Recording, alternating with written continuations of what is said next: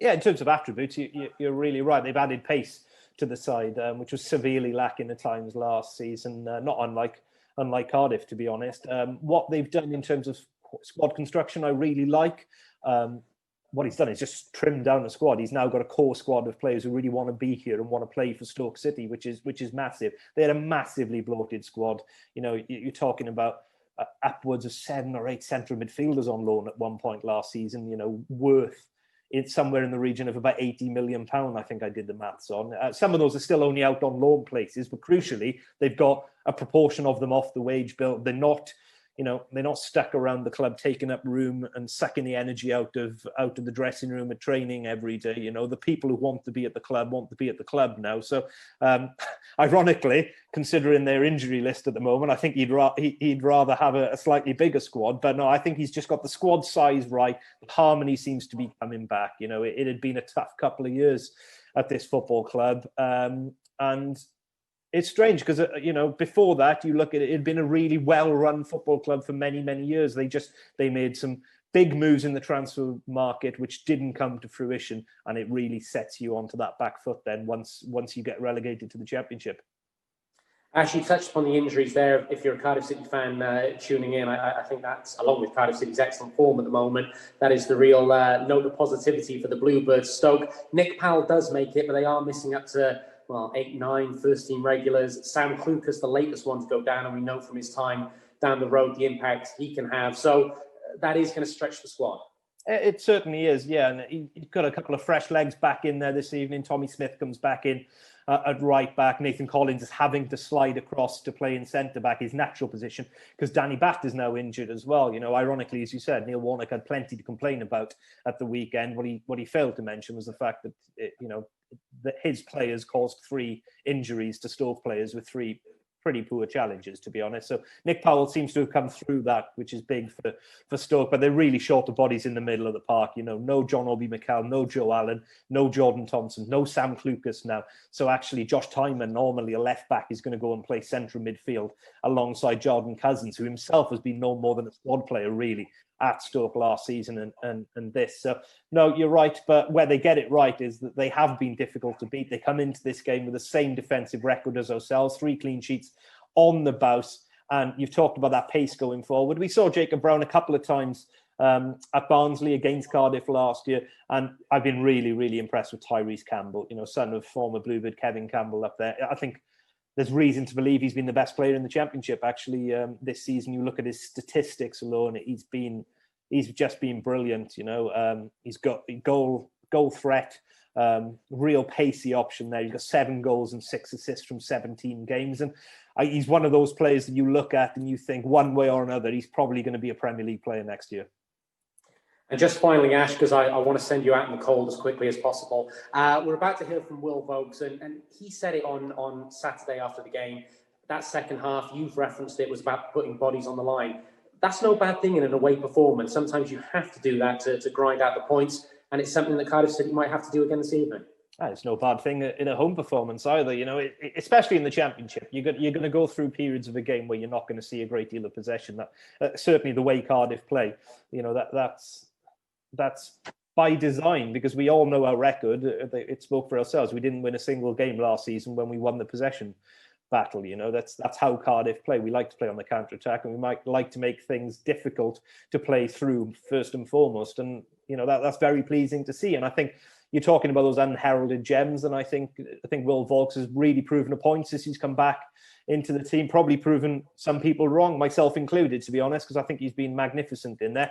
And what I've been most impressed with, and I've referenced it a couple of times on commentary, I think he's actually brought another side or another level out for Joe Rolls, because it could be quite easy for Rolls to sit in there and go, you know what, Will's alongside me to add that bite and tenacity. I can just go along and play my natural game. But he hasn't. He's dragged Joe with him, and Joe's been, really aggressive in that central midfield position the last couple of weeks, and it's been Everton to watch, I think, and that's why Cardiff have won so much possession back so quickly. Ash, we're grateful for your insight as ever. We'll let you get into commentary, and we'll join you again in about 10 minutes. Thanks, John. My thanks as ever to Ash, but without sounding too much like his mum, I hope he's taken a coat. Anyway, as we alluded to there, Will Vaulks did speak to the media after the game on Saturday against Watford. Always a good interview with Will, always gives the journos a line. Here's what he had to say. I don't think today's game you can look into it too much. I think the difference between today's game and the last two victories, which have obviously been 4-0 and 3-0 is fantastic. But today it was more about the character of the team. We went ahead, and then second half, if anyone watched, I don't know if you watched the game, but we had to really put our bodies on the line and show what Cardiff City's about. Since I've been at the club, that's something that we've always been able to do. And I know, obviously, prior to me, that's something that Cardiff have always been good at. So today, I think it just showed that we've still got that, that bit of nastiness, that defensive mindset. The amount of headers we won in our own box and clearances and blocks. I thought the back four especially were outstanding today. And we weathered a bit of a storm and got the win. So I wouldn't say today just beating Watford is the main thing. It's more the way we did it. And, you've got to be versatile to be successful in this league. It's been really good to be back the last 3 games. I've had to be patient. I've had spells at Cardiff so far, in and out of the team a little bit, which I'm never happy with. Everyone knows that. The manager knows that. And it's been really nice to have a little run of games, and it's nothing to do with me. It just coincides that the team, we've done really well the last three victories. So I like playing with Rousey. I think we have good legs in there, good energy. But we've got, Leo and Marlon, who are both different players and very good players. So it's really good competition in there, which we all understand. Off the pitch, we all gel really well. We get on really well. And everyone says they've got a good dressing room. You never see anyone say, oh, we haven't got a good dressing room. But we really do. We have a great mix of experience and youth and, lads who play together for the Welsh national team, and also experienced boys who have known each other for years. And I think everyone that comes to Cardiff fits in really well. I noticed that, I wasn't even playing for 6 months and I felt part of the group, and that's tough to do.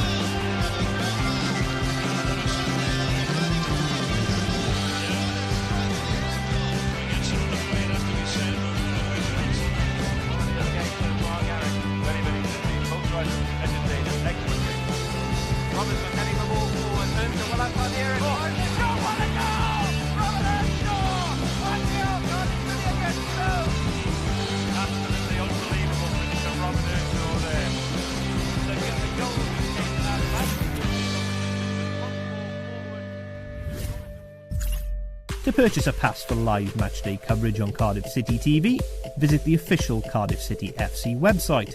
Once logged into your Bluebirds Club account, navigate to Club TV and select Buy Packages. Select the pass you wish to purchase and click Buy Now. Next, fill in your payment details and click Submit Payment. Once your purchase has been successful, you will see this message. You can also check your purchase by clicking the Manage Your Subscriptions button. You now have instant access to live matchday coverage, visit Club TV and select Live. Moore's free in the box, 1-0. Live streams begin 1 hour before kickoff, and recommended desktop browsers are Mozilla Firefox and Google Chrome. You can also watch or listen on the go via the official Cardiff City app. For technical support, email Cardiff TV support at streamamg.com.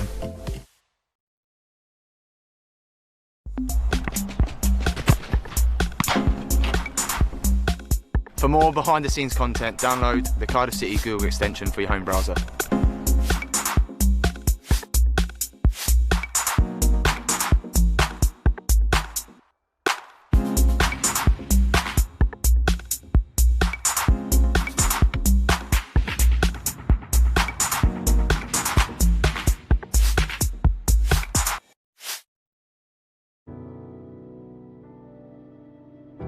Football should bring us all together. It's part of our national fabric. And at the heart of our communities. We escape from reality. We connect with others. And we celebrate and commiserate as one. But for some, supporting their team isn't that easy. They don't feel welcomed or included. We must all do more to make a change. Players, fans, managers and staff. We must stand together. As allies for all. Lesbian, gay, bi, trans or straight. People of all orientation and gender identities are part of the game. Football is what brings us all together. We must continue to support one another. Wear rainbow laces with pride. And share our experiences and stories. Because everyone is welcome here. We're all part of what makes our game special. So everyone must feel safe and included. And we will improve. We will change to ensure this happens. In stadiums, online, and in our communities. So let's join together and celebrate our diversity. Let's unite and raise awareness. Because discrimination in any form will not and cannot be accepted by any of us. Not today or any day.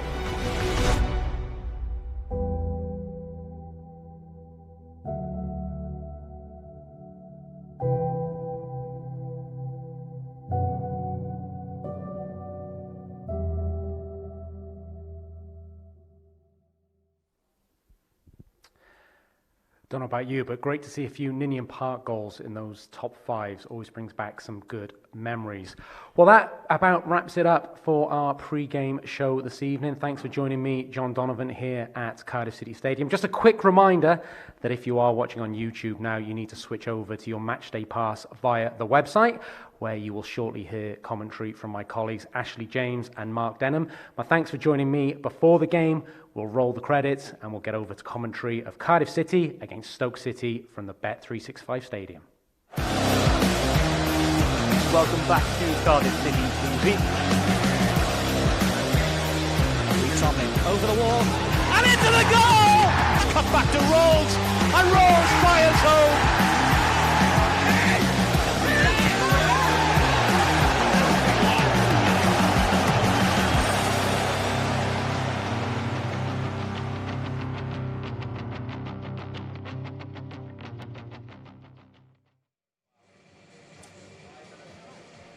Oh, well, thanks, John, and good evening to everybody. Thank you for joining us, as ever, tonight. We're at the Bet365 Stadium in Stoke for this championship clash, where Cardiff City are looking for their fourth straight victory in a row.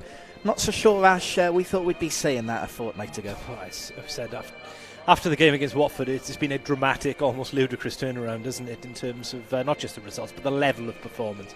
And Saturday really was magnificent. You know, two very different 45 minutes of football, but Cardiff exemplary in both halves and more than deserved their win against still one of the very best teams in this division, and rightfully one of the favourites still to go up.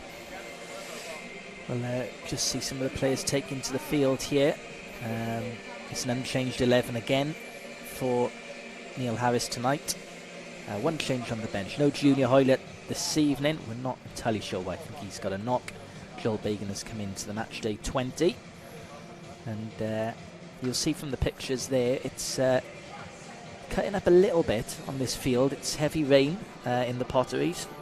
And underfoot could be a little slippery as Stoke make their way onto the field. James McLean, the veteran forward, at the tail of the pack there. And I hasten to use that analogy that people use about a wet Tuesday evening in Stoke. But somebody said something to me the other day which I thought was quite nice, and they said that Stoke City are able to do it on a cold, wet Tuesday night in Stoke this season. They've been much improved from what they were certainly 12 months ago. Yeah, they're a very different side, and Michael O'Neill's finally been able to stamp his mark on this team, and unfortunately his team, from Stoke point of view this evening, is decimated by injuries. Up to 10 players unavailable. You've got a third choice goalkeeper there in young Joseph Bursic. Changes the back line as well. Danny Batt misses out and Nathan Collins slides across into centre half from right back where he has been playing. They're having to play young Josh Tyman, naturally a left back in central midfield, because quite frankly Jordan Cousins is the only central midfielder fit at the club, so they're trying to get the best of what they can with that bunch. Up front they have issues though. They have options, and Tyrese Campbell's magnificent. Cardiff City have found consistency not just in their play but in terms of team selection as well. This is the fourth straight game unchanged for Neil Harris. You can see the lineup there almost picks itself at the moment. 4-4-2 shape discernibly.